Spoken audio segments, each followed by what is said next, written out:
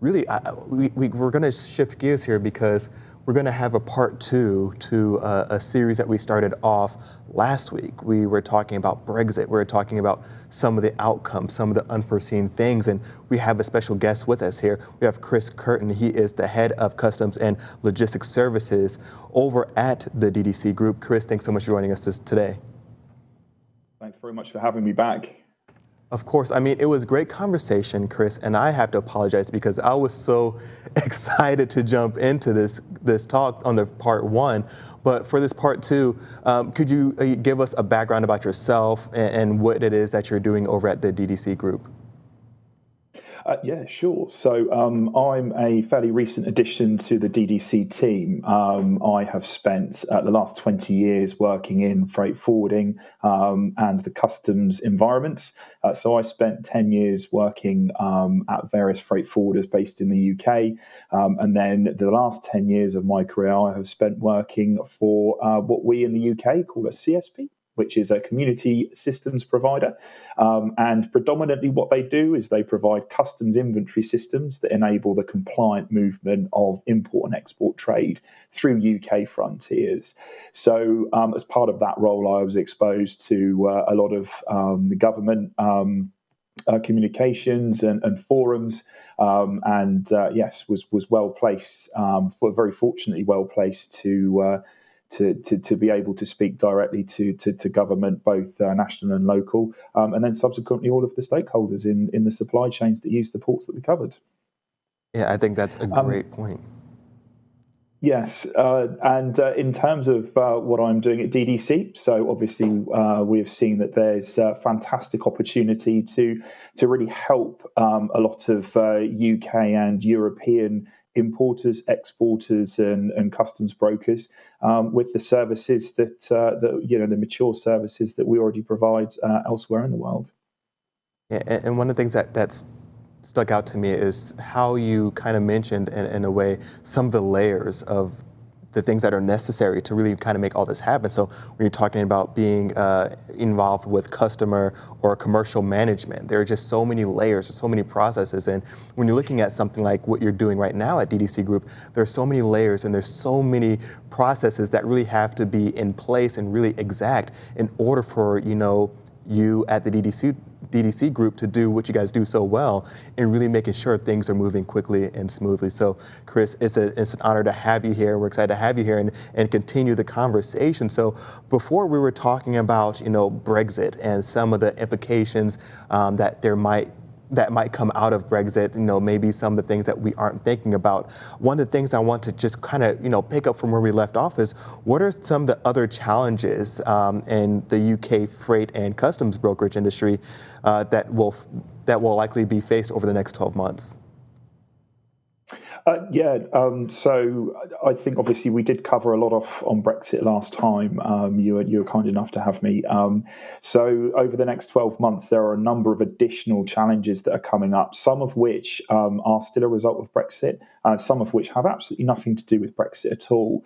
So, I think probably segueing in from our last session, a couple of elements that are Brexit related, but still need to be borne in mind is the introduction of the UK's new goods vehicle movement system, or GVMS. This is going to become much more prevalent throughout 2022. It is in use at the moment, but predominantly for goods moving between GB and Northern Ireland. But really, the risk to UK traders, or at least people with operations in the UK, is that you need to understand if you're going to have to use GVMS based on the trucking companies and ferry operators that you use to move your goods between the UK and the EU. I touched on very briefly last week that there's a new customs model that has been implemented for Brexit, which is called pre-lodgement.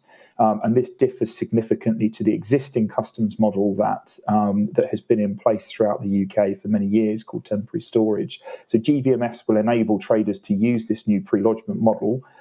So therefore, this is why it's so critical to understand if you are an importer or an exporter, even if you're operating your own trucks or if you're subcontracting that out to a third party, you need to understand if your goods are moving through a port that maybe only uses this new GVMS system, or if there is the option for you to use GVMS or an alternative. Effectively, don't get caught out, otherwise your freight's going to be delayed. Another one of the changes that's coming up that will probably cause a few challenges and headaches for people, and again, this is slightly related to Brexit, not slightly, sorry, it is related to Brexit. That's the fact that the existing pre-notification system for sanitary and phytosanitary goods traces has been replaced by the UK's own system, which is called IPAFS. And this is going to affect traders who wish to import products of animal origin, for example, or high-risk food of non-animal origin. That you're going to have to make sure that you're signed up for the new IPAF system and that you understand how to use it in order to continue to move those types of goods through the UK border. And then on to a couple of completely non-Brexit related challenges that will be coming up for 2022. The first one, which is not just going to affect the UK, it affects absolutely everyone, is the World Customs Organisation's revised HS tariff codes are coming into effect as of the 1st of January, I believe. So check that you're not affected by the HS codes changes before the end of the year. Because you might find that obviously if you have goods in transit or in movement, prior to the end of the year, that are only then due to arrive in another customs territory after the turn of the year, then the tariff code may have changed and your goods will get stuck at the border if you haven't got the correct one. And then a very UK-specific challenge that is also coming up in the next 12 months is that the UK's customs system called Chief is being replaced by a brand new system called Customs Declaration Services. Now, the key date for people to bear in mind for that is that by the end of September 2022, all import declarations must be made on the new customs declaration system.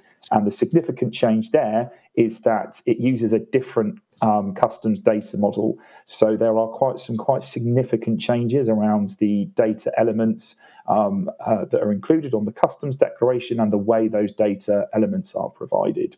And exports will have to be migrated to the new HMRC CDS system by the end of March 2023. So certainly plenty to think about for people in 2022. Thanks, Chris. Yeah, that there obviously seems like there's a lot of challenges out there. I guess one thing, how can DDC help navigate these challenges and mitigate the risk that comes with them?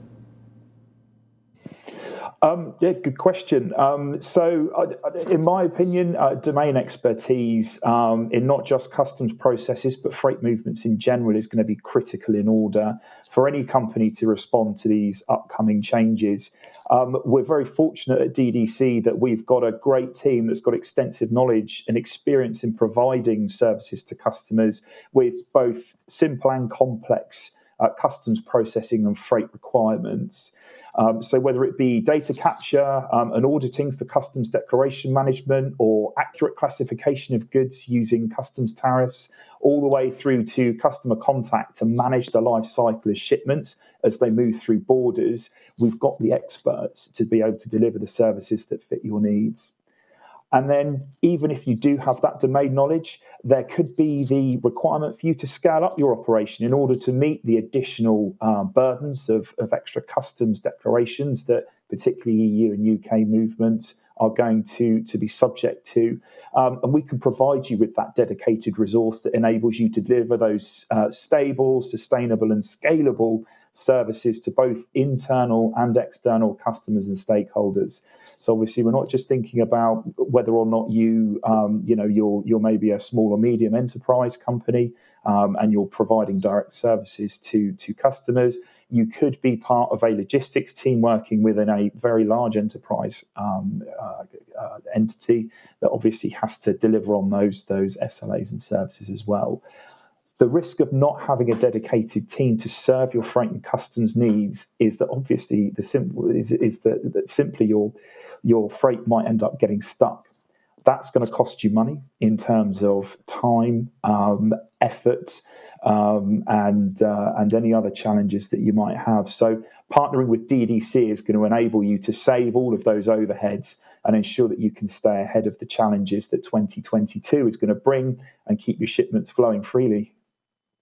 Yeah, Chris, I think you highlighted quite a few really crucial things there in that, because I think that's the area that a lot of businesses can't really, convey their value. And I think you really captured the value there incredibly, I should say. So really being able to accurately